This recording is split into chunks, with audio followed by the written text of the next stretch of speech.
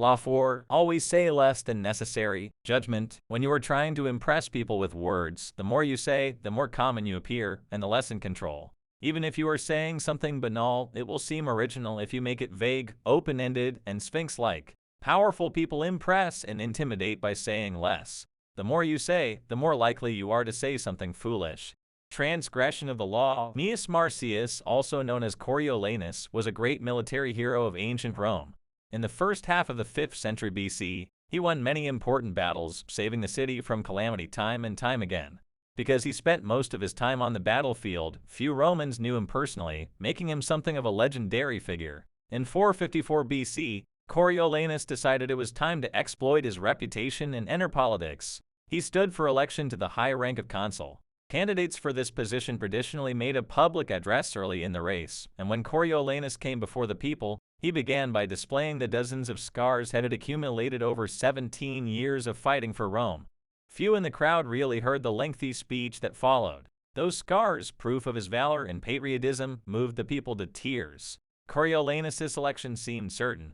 When the polling day arrived, however, Coriolanus made an entry into the forum escorted by the anti-resonant and by the city's patricians, the aristocracy. The common people who saw this were disturbed by such a blistering show of confidence on election day. And then Coriolanus spoke again, mostly addressing the wealthy citizens who had accompanied him. His words were arrogant and insolent. Claiming certain victory in the vote, he boasted of his battlefield exploits, made sour jokes that appealed only to the patricians, voiced angry accusations against his opponents, and speculated on the riches he would bring to Rome. This time the people listened.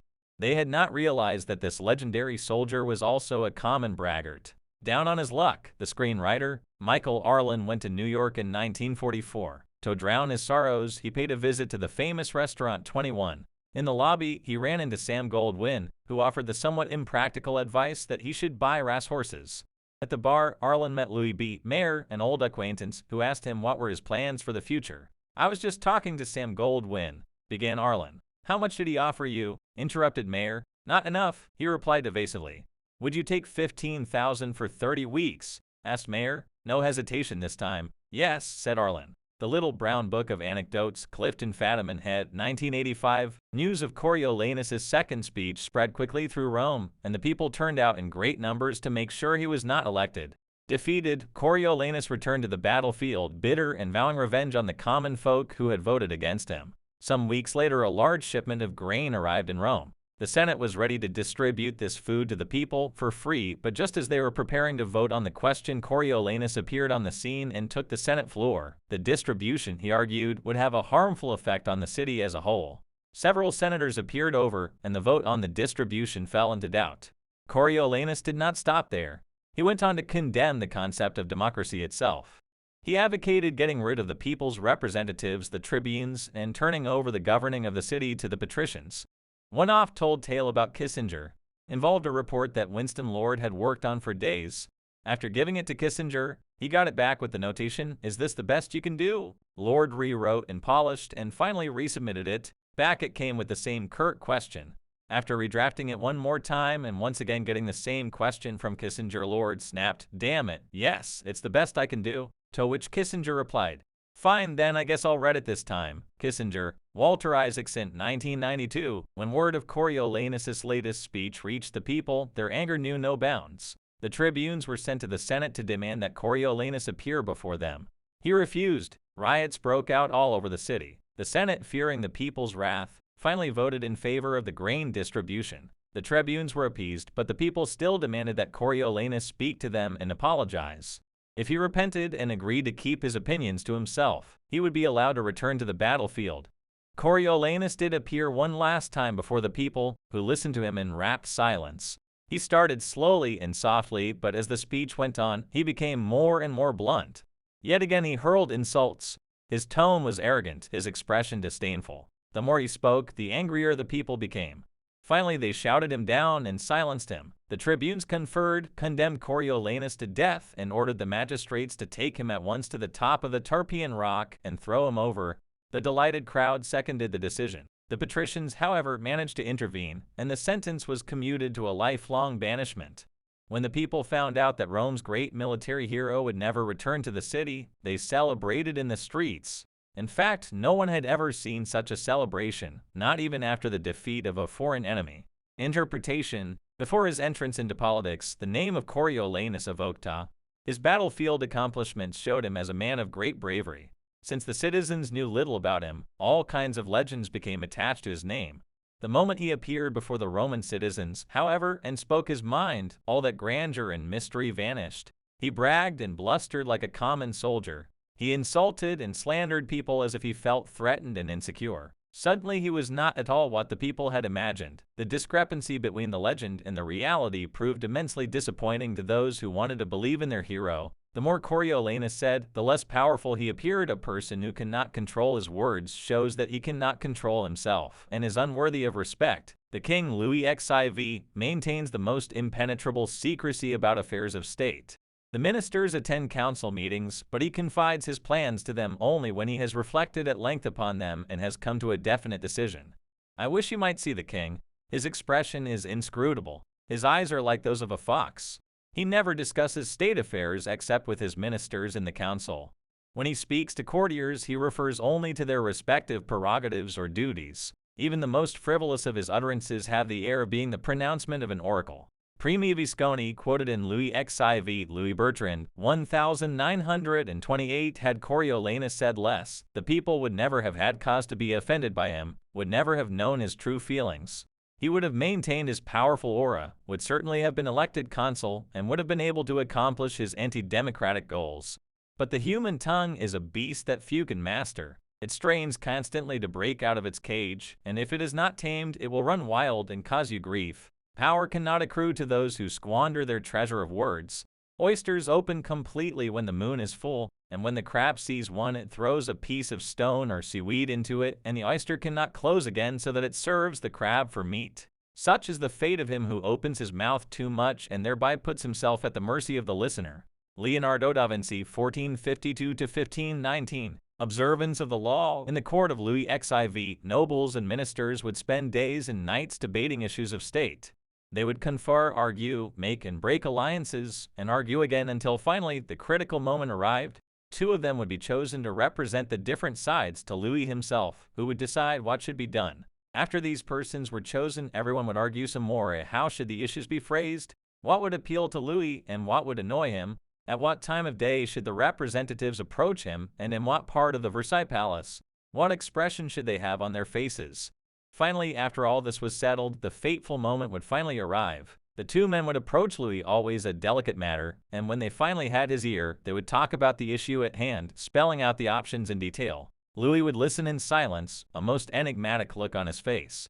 Finally, when each had finished his presentation and had asked for the king's opinion, he would look at them both and say, "I shall see." Then he would walk away.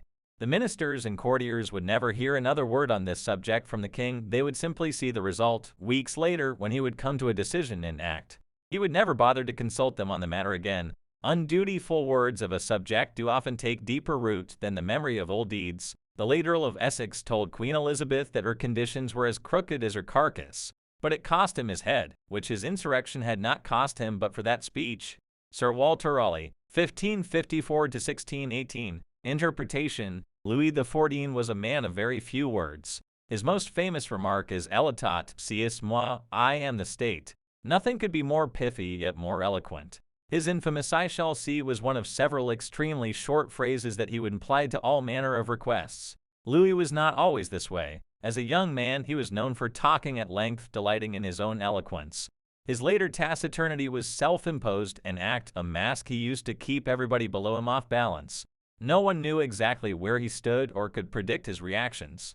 No one could try to deceive him by saying what they thought he wanted to hear, because no one knew what he wanted to hear. As they talked on and on to the silent Louis, they revealed more and more about themselves, information he would later use against them to great effect. In the end, Louis's silence kept those around him terrified and under his thumb. It was one of the foundations of his power. As Saint Simon wrote, no one knew as well as he how to sell his words, his smile, even his glances. Everything in him was valuable because he created differences, and his majesty was enhanced by the sparseness of his words.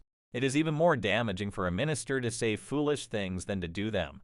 Cardinal de Retz, 1614–1679. Keys to power. Power is in many ways a game of appearances. And when you say less than necessary, you inevitably appear greater and more powerful than you are.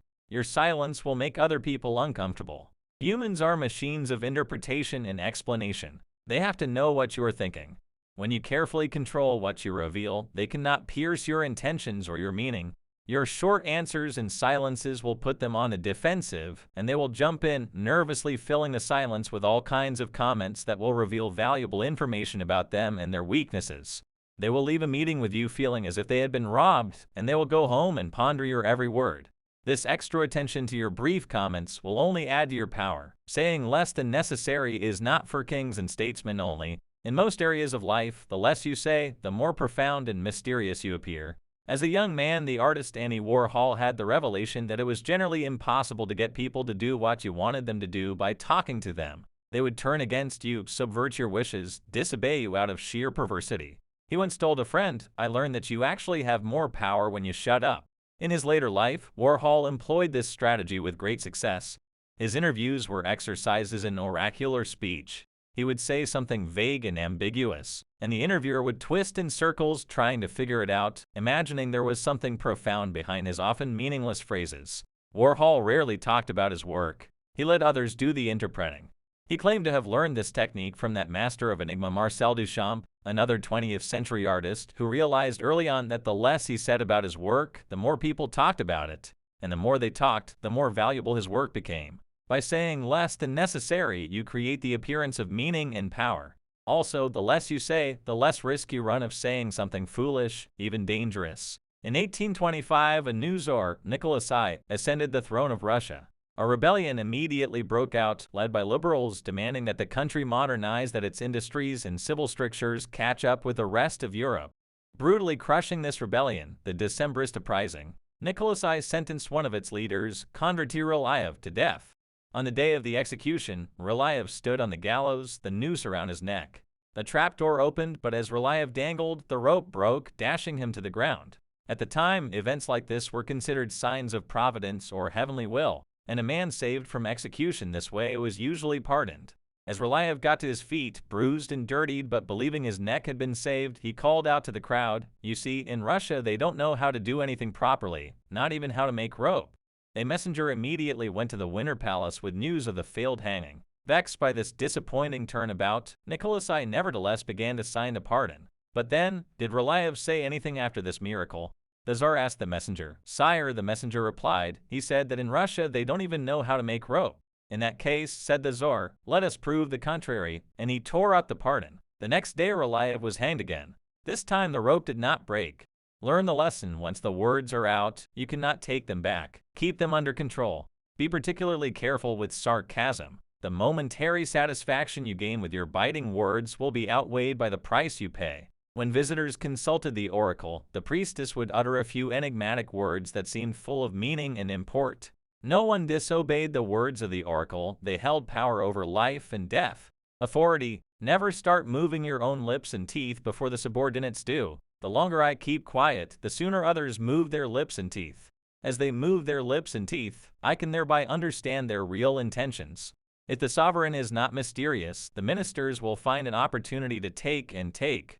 Han Feizu, Chinese philosopher, 3rd century BC. Reversal: there are times when it is unwise to be silent. Silence can arouse suspicion and even insecurity, especially in your superiors. A vague or ambiguous comment can open you up to interpretations you had not bargained for. Silence and saying less than necessary must be practiced when cautioned then, and in the right situations.